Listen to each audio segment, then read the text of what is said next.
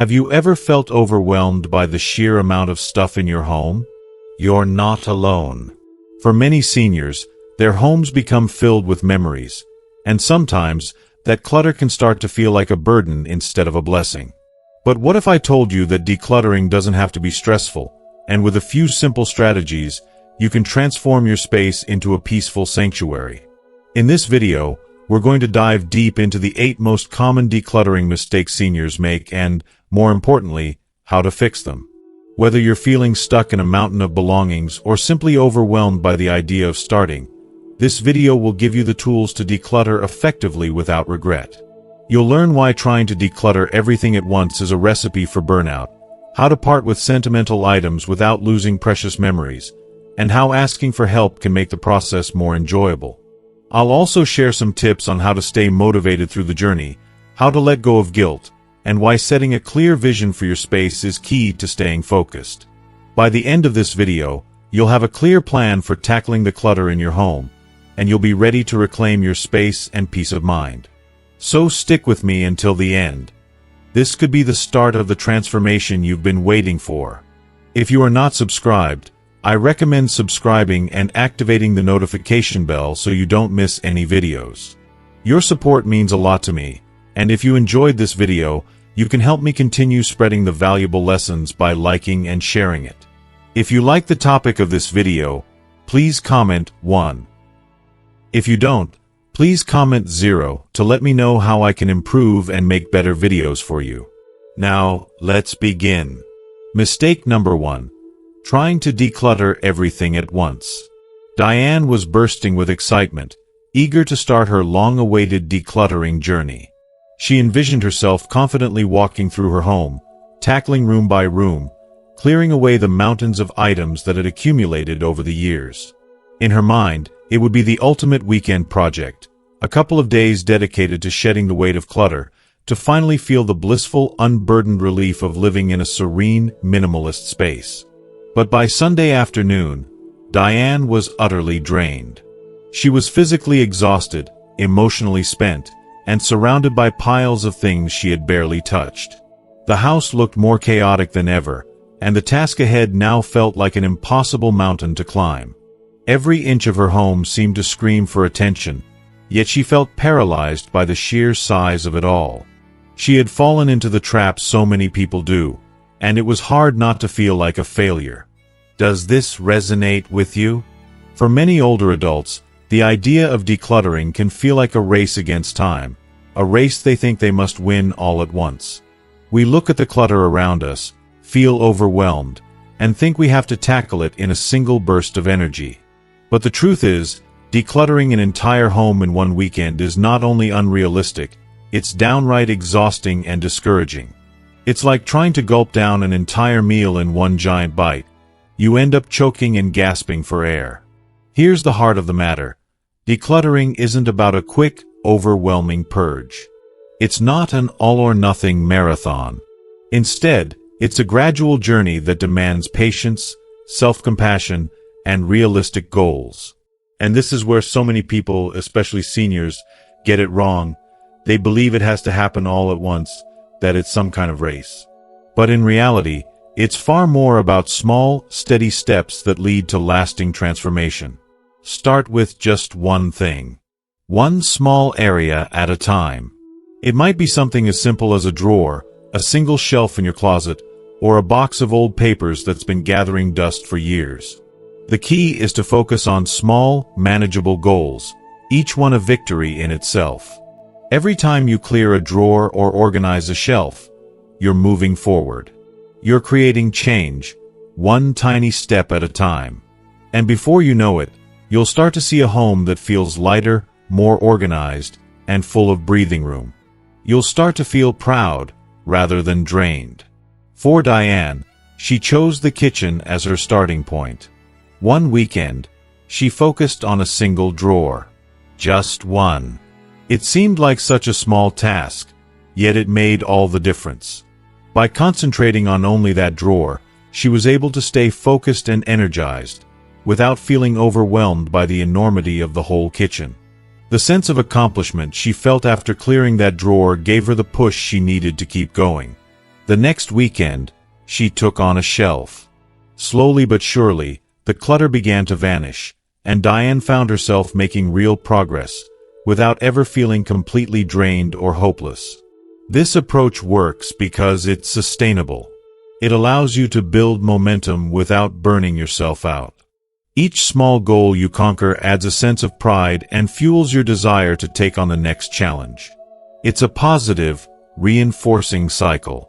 Plus, you're permitting yourself to be thoughtful, to take your time, and to make decisions about what you want to keep and what no longer serves you. Rushing through it all means you might end up with regret, or even worse, an unfinished mess. The key is to embrace progress, not perfection. Perfection is an illusion. It doesn't exist. The joy is in the process, the small wins that accumulate over time. You don't need a perfect house. You just need a house that feels better, lighter, and more intentional. Have you ever tried to declutter everything at once and felt overwhelmed, as if the weight of the task was too much to bear? You're not alone. Share your thoughts or experiences in the comments below, and let's talk about the journey of creating a more peaceful, organized life, one step at a time. Mistake number 2. Holding on to sentimental items you'll never use. Oh, how many of us have that box? Or, let's be honest, maybe several boxes, stuffed to the brim with old photos, trinkets, and souvenirs that somehow became sacred relics of our past. We tell ourselves that these items carry the stories of our children's childhoods, unforgettable family vacations, of milestones that will forever be etched into our hearts. They're so much more than just objects. They're pieces of a life we cherish, right? But here's the painful truth we often fail to confront. Are these items really bringing us joy, or are they simply gathering dust in the dark corners of our homes, adding to the clutter in our lives, and quietly draining our energy? Parting with sentimental items is undeniably one of the hardest emotional battles we face. We hold on to these physical objects as if letting them go somehow means we're letting go of the memories tied to them. But here's the thing. No object, no matter how precious it may seem, can ever truly hold onto the essence of those memories. Those emotions, those moments of pure love and joy, reside in our hearts, in the very fabric of who we are. Holding on to every last trinket, every crumpled drawing from our children, or every dusty souvenir from our family trips won't preserve the magic of those times. Instead, all it does is create an overwhelming sense of attachment, emotional baggage that weighs us down and robs us of space, both physically and mentally. I saw this truth in the life of Diane, a woman who had faced this exact struggle. She had a box filled to the brim with old mementos from her children's school years, letters they wrote, drawings they made with such innocence, trophies they won, and little keepsakes from birthdays and holidays that had been tucked away for decades.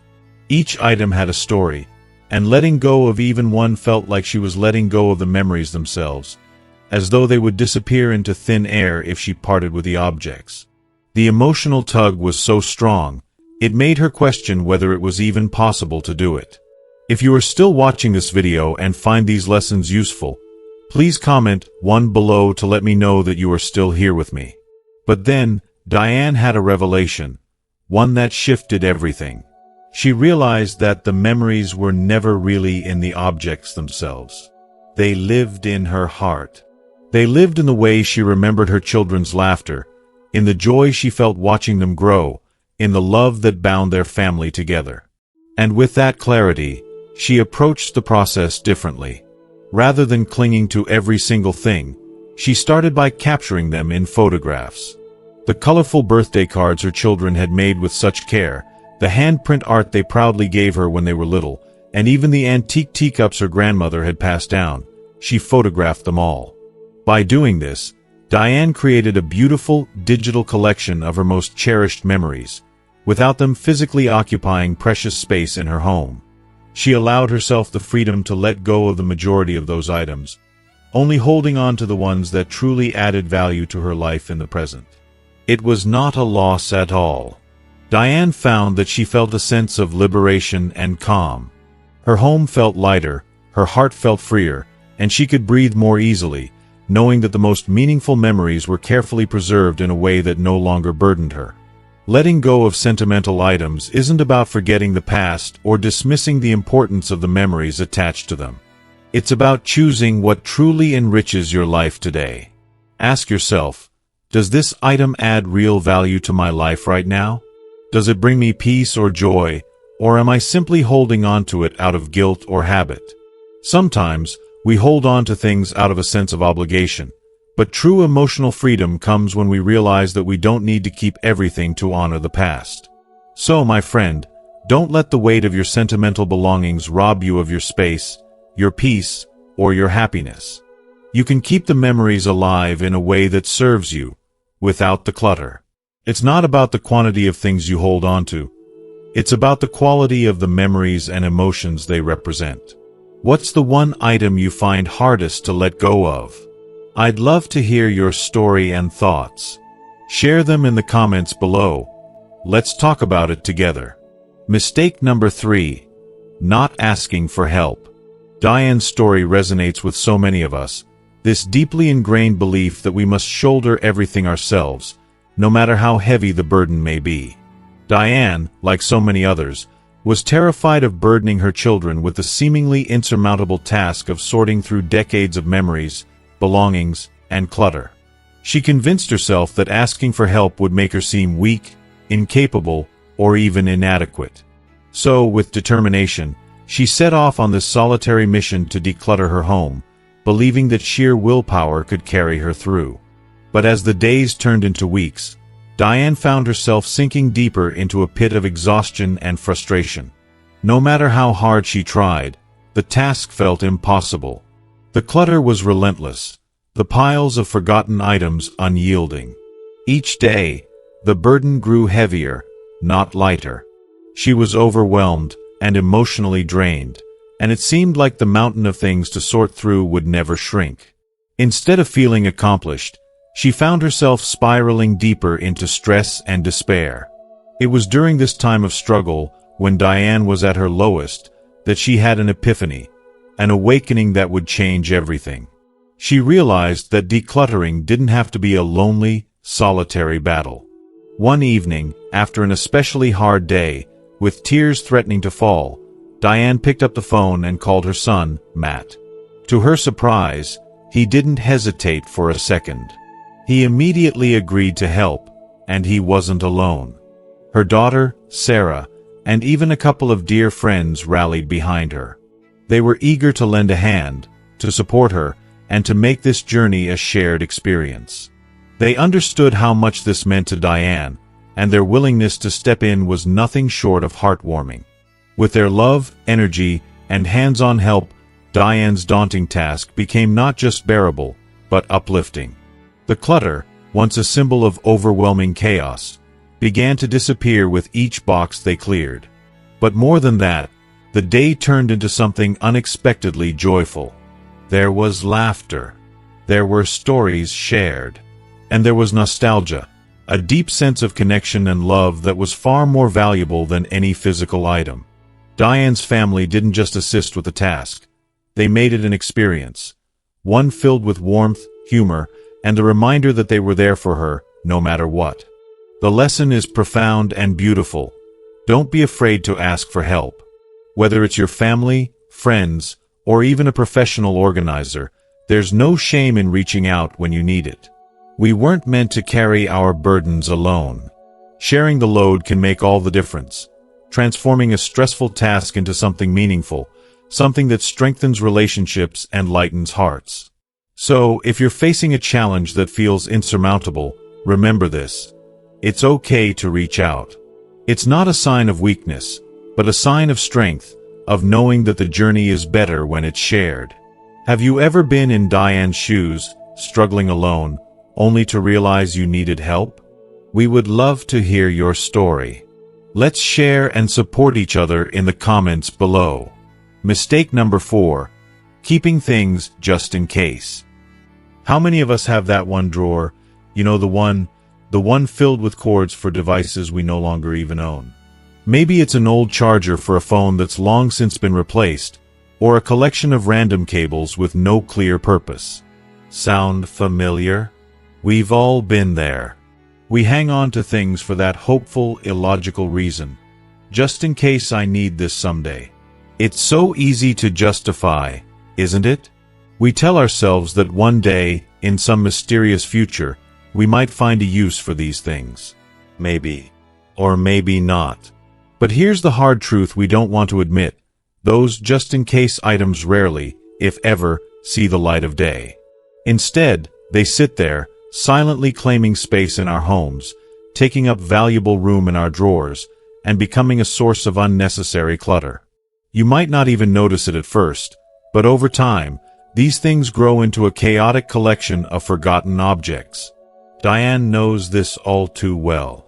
She had her graveyard of mismatched cords, buttons without shirts to match, and outdated kitchen gadgets that, let's face it, were never going to be used again. Why? Because, deep down, she knew that someday was just an empty excuse, one she'd been telling herself for years.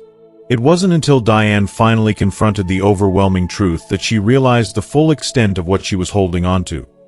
The clutter wasn't just taking up physical space, it was taking up mental and emotional energy too. Every time she opened that drawer, there it was again, a subtle reminder of things left undone, dreams left unrealized. The weight of these useless items was weighing her down more than she could have ever imagined. And it wasn't until she took a step back, truly looked at it all, and acknowledged that someday was simply an illusion that she found the strength to finally take action. So, here's the solution I urge you to try. Create a just-in-case box. Get a box, any box, and fill it with all those items you're not sure about. Then, this is the key. Give yourself a hard deadline. Whether it's 6 months, a year, or whatever feels right for you, set a date. If you haven't used or even thought about those items by that time, it's time to say goodbye. No more lingering clutter. No more excuses. Letting go of things that have no real purpose is liberating. It clears your space, yes, but more importantly, it clears your mind and your heart.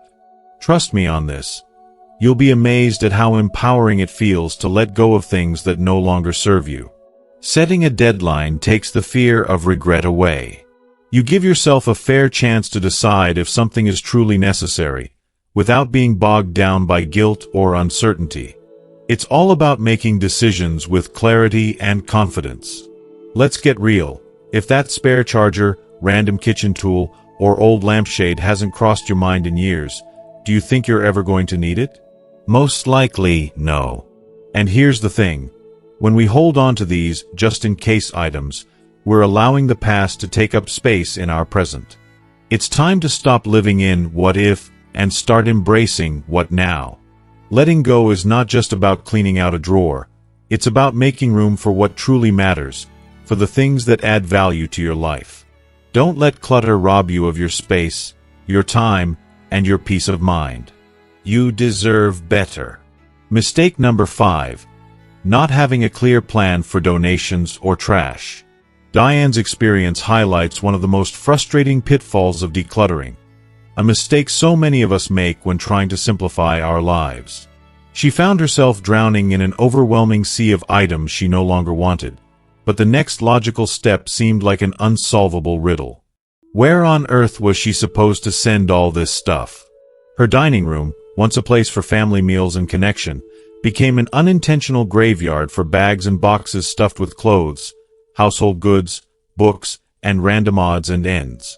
And though she hoped the process of decluttering would breathe fresh air into her life, all she felt was the suffocating weight of clutter building up, more chaotic than ever. The issue wasn't just about the stuff. It was about the emotional toll of seeing piles upon piles of discarded items cluttering her space. Each time Diane passed by, her heart sank. She thought she was making progress, but instead, she was just adding another layer of frustration. The vision of a tidy, serene home felt like an impossible dream, the mess only making her feel more trapped. It's a feeling I think many of us can relate to, thinking we're moving forward, but instead just creating more chaos, feeling like we're stuck in an endless cycle. But here's the thing. The solution is deceptively simple, and yet so many of us forget to plan. It's about knowing exactly where everything goes, so you're not left standing there, overwhelmed by the mounting piles. Before you even start the decluttering process, take a moment, just a moment, to research your local donation centers, recycling programs, and trash pickup services. Knowing where to send your unwanted items, what can be recycled, and what needs to be tossed out saves you from the added stress of figuring it all out on the fly. This forethought doesn't just save time, it gives you clarity, a peace of mind that is invaluable when you're trying to regain control of your space. Diane learned this lesson the hard way, through frustration, confusion, and the emotional drain of staring at piles that seemed to multiply instead of shrink. But once she finally put in the effort to research nearby donation centers, recycling drop-offs, and trash collection services, everything clicked into place. The next time she found herself with a pile ready to go, she knew exactly where it needed to be. No more wondering, second-guessing. The process became smoother, easier, and far less emotionally taxing. Having a clear plan isn't just a small detail, it's the key to decluttering with grace. Diane's newfound system allowed her to move through the process efficiently, eliminating the emotional stress of trying to figure out what to do with everything in the midst of it. Another golden tip she learned was this: once you've decided to part with something, don't delay. Pack it up and get it out of your home ASAP. You're not doing yourself any favors by letting the items linger, tempting you with the dreaded, "I might need this someday" thought. Out the door, and out of your mind, as quickly as possible. If you are still watching this video and find these lessons useful, please comment "2" below to let me know that you are still here with me. So, here's my challenge to you. Before you dive into your decluttering journey, take those few precious minutes to research your options. It will make all the difference, saving you both time and emotional energy. Trust me, it's worth the effort. And while we're at it, what's your favorite place to donate items? Please share in the comments below. Your go-to spot could be a lifesaver for someone else struggling to find the right place to give. Let's make the decluttering process not just about tidying up, but about sharing the love. Mistake number 6. Forgetting to celebrate progress. Diane's journey to declutter wasn't just about tidying up her space. It was about something so much deeper. She was working to reclaim her life, her peace of mind, and her sense of control. It wasn't just physical items she was sorting through. It was the emotional baggage, the stress, and the overwhelming clutter in her mind. Yet, as she got deeper into the process, she made a mistake that so many of us are guilty of when embarking on any transformative journey. She became so laser-focused on the finish line that she completely overlooked the importance of pausing to recognize how far she had already come. I think it's something so many of us struggle with, and I can't help but feel for Diane at this moment. She was so consumed with the thought of finishing the entire project that she neglected to celebrate the small, seemingly insignificant victories along the way. It's easy to get lost in the hustle for the final result.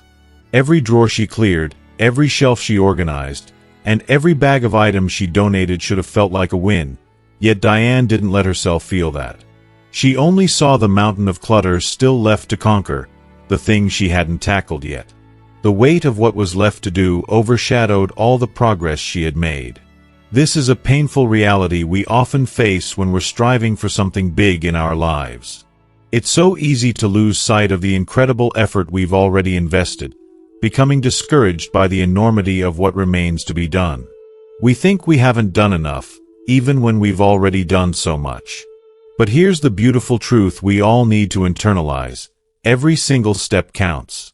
Decluttering is not a race, and it's certainly not a linear path.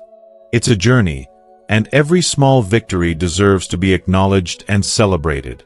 Diane realized this the hard way, and when she did, her whole mindset shifted. To prevent herself from burning out, she started setting small, achievable milestones. After clearing out her guest room, a space that had been a constant source of stress for months, she treated herself to a comforting lunch at her favorite cafe. After conquering a closet full of clothes that had been collecting dust and memories, she enjoyed a peaceful movie night, curled up with a warm cup of tea. Those moments of celebration weren't just about indulgence. They were about reclaiming joy, recognizing her hard work, and reminding herself that she was moving forward. That sense of accomplishment is what powered her through the rest of the process, helping her stay focused on the positive, rather than getting lost in the overwhelming list of things still left to do. So, here's the life-changing advice I want to share. Set small milestones, and when you reach them, celebrate the heck out of them. Whether it's a special activity you've been craving or just a quiet moment of reflection to appreciate how far you've come, honoring your progress is essential. It doesn't just keep the momentum going. It recharges your spirit and fills your heart with the confidence and motivation to keep going. It's a way of saying, yes, I am doing this. I am strong, capable, and worthy of celebrating my journey. Remember, decluttering isn't simply about throwing away stuff. It's about creating space for a life that feels lighter, more peaceful, and more aligned with who you are now. It's about stepping into a future where you feel at ease and in control. When you take the time to acknowledge every step along the way, you'll feel energized, not drained. You'll feel inspired, not defeated. Have you ever forgotten to celebrate your progress in a big or small task? What little victories do you like to reward yourself for, and how does it make you feel? Share your thoughts in the comments below, and let's inspire each other to embrace the beauty of every step in our journeys. Mistake number 7. Decluttering without a vision. When Diane first embarked on her decluttering journey, she was filled with frustration and exhaustion from the constant mess that surrounded her. She longed for a change, but unfortunately, she didn't have a solid vision of what she wanted her home to feel like once the clutter was gone. She knew she was tired, so tired, of tripping over piles of things that had accumulated over time, but she never truly paused to reflect on the deeper reasons why she was doing it. And as time passed, her enthusiasm started to wane. Without a clear picture of the transformed space she was working toward, the task became nothing more than an exhausting chore. The process started feeling aimless, draining, and, at times, even hopeless. Here's the painful truth. Decluttering without a clear vision is like setting out on a road trip with no destination in mind. You might clean out a few drawers or toss a few items, but without that vital end goal in sight, you'll inevitably find yourself lost or wandering, unsure of whether you're making real progress. It's so easy to lose momentum when you can't see the light at the end of the tunnel, when the purpose behind your effort remains undefined.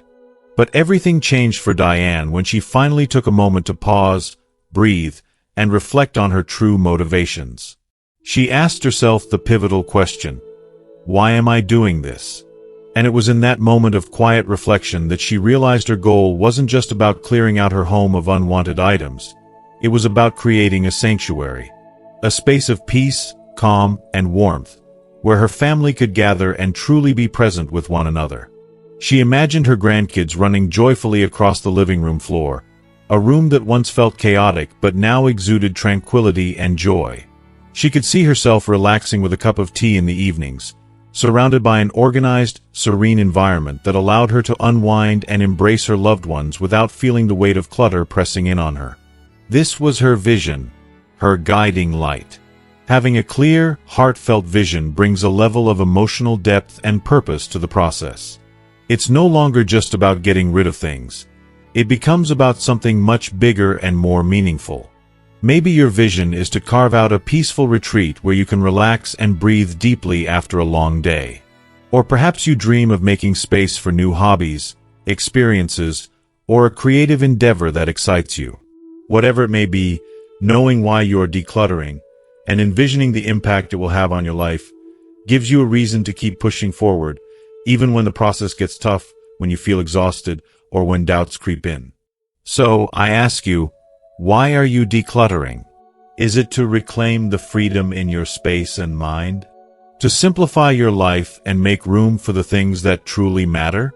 To create a welcoming environment where your loved ones feel at home and cherished? Defining your vision will give you the clarity and the drive you need to stay focused and motivated as you move through the process. Remember, this journey isn't about just getting rid of things. It's about transforming your space into one that reflects who you are right now and the life you want to live. Keep that vision close to your heart.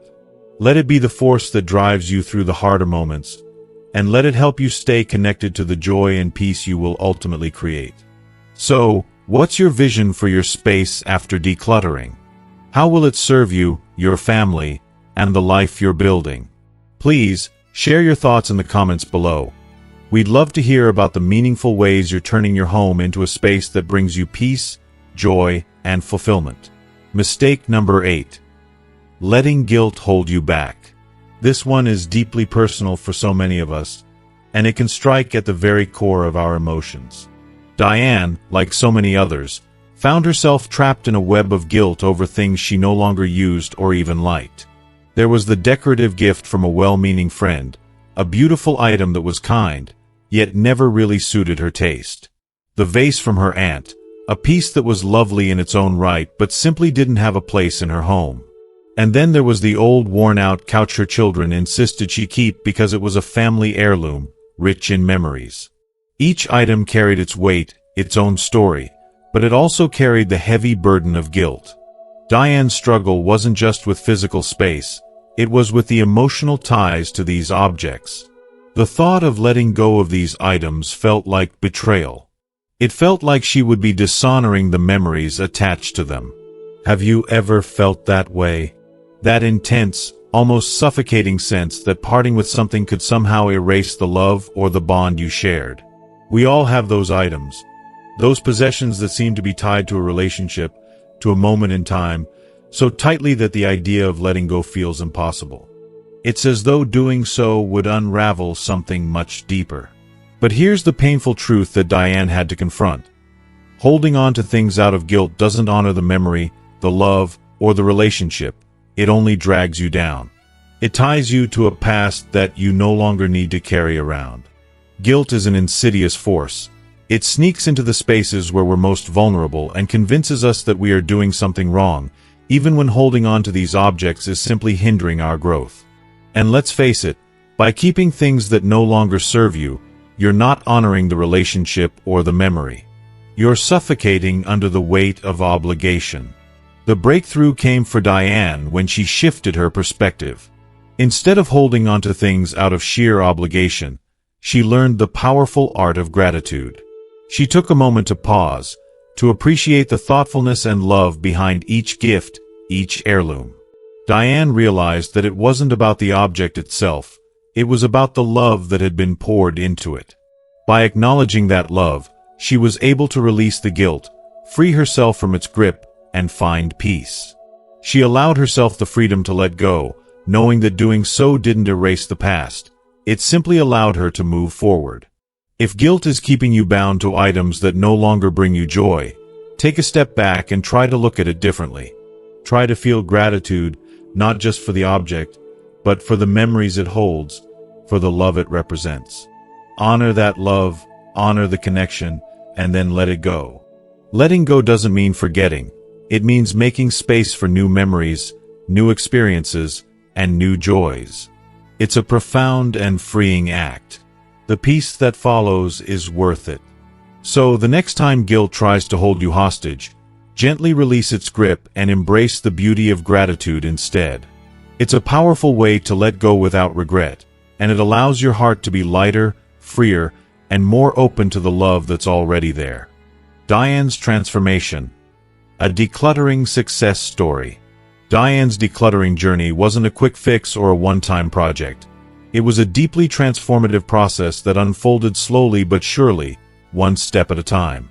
It was a journey that was filled with challenges, yes, but each small victory brought her closer to the peaceful home she had longed for. It wasn't just about getting rid of things. It was about creating space, both physically and emotionally, for what truly mattered in her life. As she took the time to carefully follow the tips and strategies she learned, Diane slowly turned her home into a haven of serenity and joy. The transformation was nothing short of remarkable. If you are still watching this video and find these lessons useful, please comment 3 below to let me know that you are still here with me. Her living room, once a jumble of unused furniture and forgotten trinkets, became something far more than just a room. It became a warm, inviting space, a reflection of her newfound sense of peace. It was no longer a room filled with reminders of what had been left undone or neglected. It became a space for moments of connection with her family, where they could gather together, free from the distractions of chaos. She could finally sit back, relax, and savor the simple pleasure of being present in the moment, knowing that this space was now one of comfort and love. The guest room, which had once been little more than a dumping ground for things she didn't know what to do with, was transformed into a beautiful retreat, a place where friends and loved ones could feel welcomed and appreciated. It was a room that now radiated warmth and hospitality, a reflection of Diane's deep desire to create spaces where connections could thrive. The clutter was gone, but in its place, something far more valuable had emerged, an environment where memories could be made, and where the spirit of generosity and kindness could blossom. What Diane learned along the way, though, was that decluttering wasn't just about letting go of physical things. It was about shedding the weight of old habits and outdated expectations, about freeing herself from the burden of possessions that no longer served her. It was about reconnecting with the things that truly mattered to her now, the things that brought her joy, peace, and a deep sense of fulfillment. Her journey wasn't just about clearing away the physical clutter. It was about creating space for a life that felt lighter, freer, and more in tune with who she had become. She learned that by letting go of the old, she made room for the new, a life where she could breathe deeply and truly be herself. Now, Diane has created a home that's not just a space to live, but a sanctuary where she can nurture the relationships that bring her joy, where she can find solace in quiet moments of reflection, and where she can truly appreciate the beauty of a well-organized, clutter-free environment. Every corner of her home reflects a sense of peace and intention, spaces that support her in living a life filled with purpose and meaning. The transformation was profound, not just in the way her home looks, but in the way it feels. Diane's home has become a place where she can finally relax and feel at peace. And that peace, I believe, is something we all deserve to experience in our own lives. Her story is a beautiful reminder that the process of decluttering isn't just about getting rid of things. It's about making room for joy, for connection, and for the life we've always wanted to live. Diane's journey shows us that when we take the time to create space for the things that matter most, we open the door to a life that's richer, more meaningful, and filled with the things that truly bring us happiness. As we wrap up Diane's incredible transformation, I want you to take a moment and reflect on everything we've discussed today. What have you learned from her journey? How has the process of decluttering, both physically and emotionally, resonated with you? Think about how you can bring some of the valuable lessons she learned into your own life. What's one thing you're ready to practice today to create more space for joy, peace, and purpose in your world? I'd love to hear from you. Please share in the comments below one key takeaway from this video that you plan to apply in your life moving forward. Let's start a conversation and support each other on this transformative journey. If you enjoyed this video, please leave your comment below, and don't forget to like, share, and subscribe to our YouTube channel for more inspiring content. Thank you so much for watching, and I can't wait to see you in the next video.